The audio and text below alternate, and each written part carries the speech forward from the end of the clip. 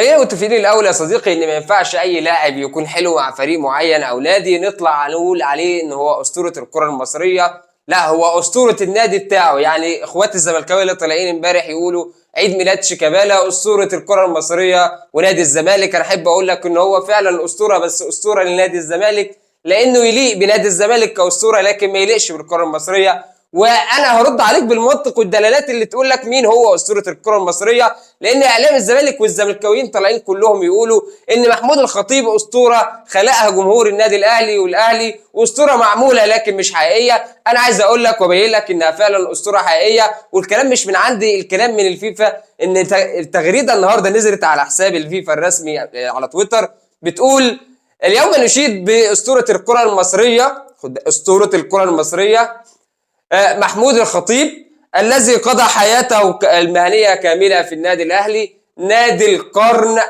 العشرين في إفريقيا. دي تاني حاجة أنا عايز أقولها لك، طبعا نادي القرن العشرين في إفريقيا، وفاز معه بالدوري المصري 10 مرات. دي كانت تغريدة الفيفا على تويتر تشيد بالكابتن محمود الخطيب. طبعا اخوات الزملكاويه كلهم في بعض منهم شافها وفي بعض ما شافهاش، لكن انا عايز اقول لك ان فعلا ازاي الكابتن محمود الخطيب هو اسطوره الكره المصريه بالفعل وغير مختلق كما بعض جمهور الزمالك بيقول واعلام الزمالك المضلل كمان بيقول. فالاول يا صديقي ما ينفعش تقارن محمود شيكابالا بالكابتن محمود الخطيب، لان فرق كبير جدا بين اسطوره الزمالك واسطوره الكره المصريه بالكامل.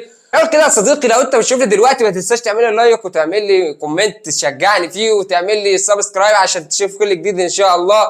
اخوك لسه مبتدئ محتوى جديد، وعشان كده ممكن تلاقي عدد المشتركين قليلين، فما تنخدعش، انا معاك باستمرار ان شاء الله ومكمل معاكم في المحتوى.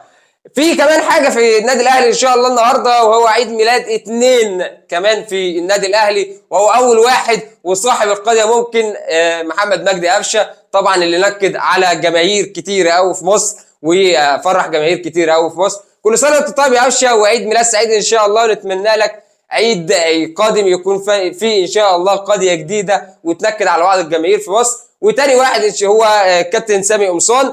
كل سنه طيب يا كابتن سامي قمصان، عيد ميلاد سعيد، نتمنى لك التوفيق ابن النادي، المعنى صح المساعد المطيع للنادي، دايما موجود في اي وقت النادي بيحتاجه. وفي الاخير يا صديقي ما تنساش ان زي ما قلت لك تعمل لايك كومنت ومتابعه، قصدي اشتراك. اشوفك على خير والسلام عليكم ورحمه الله وبركاته.